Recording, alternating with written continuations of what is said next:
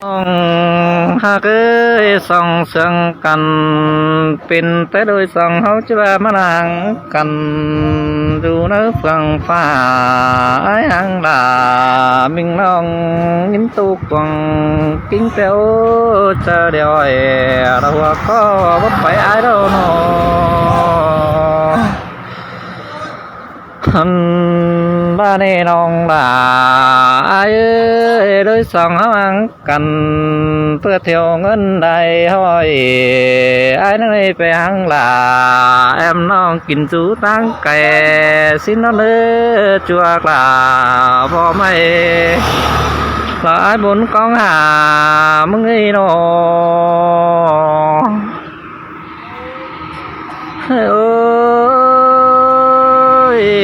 น้องเอ้ยน้องดูเฮือนเด้อก้อยครึ่งสิได้ดีถั่วหล่อเราฟาดกันเสียหญ้าเอาเด้อจู่อ้ายเด้อเจอเดี๋ยวอ้ายได้เด้อน้องก้อยครึ่งได้ล่ะลูน้อยก้อยดูนาดีสิเด้อเจอได้ล่ะไปหึงเบิ่นจังจิตเต่าขึ้นมาล่ะสินั่นนี่น้องอ้ายเอ้ยเจอเดี๋ยวอ้ายน้อ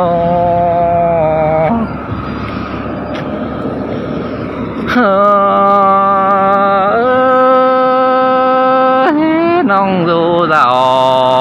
ฟังลานฟังการมาหย่อเรามาหย่ำสั่งเด้อจู่อ้ายเด้อเจอเดี๋ยวอ้ายได้เด้อน้อหันบ้านยิงหาได้ฟังกว้างดูตันยำมันอาจจะเป็นจันดาสองห่างได้เบ้ยได้เบ้ยเจอนันปีกับดาแอมน้องจะได้ไปรักกันสินเดจัวกลาบ่ไม่กินดูตั้งไก่อ้ายเนื้อน้อหันบ่าว่าหันเอาเด้อที่เป็นสุขสวรรค์อยู่คนยิ้มหมอมยิ้มตุกหนังตะกวงต้องแล้วเฮาได้หังกันได้ยิงเอ้ยอ้ายบ้านา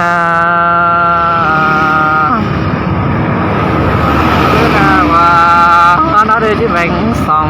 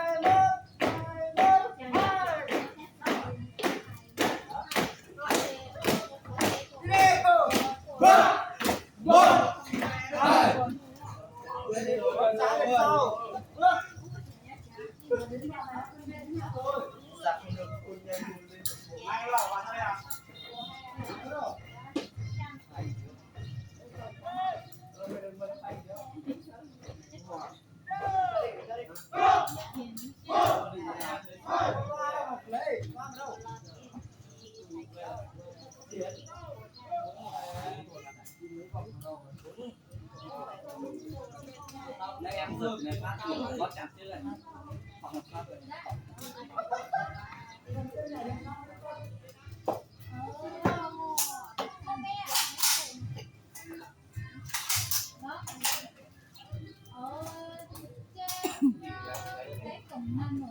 Mì Gõ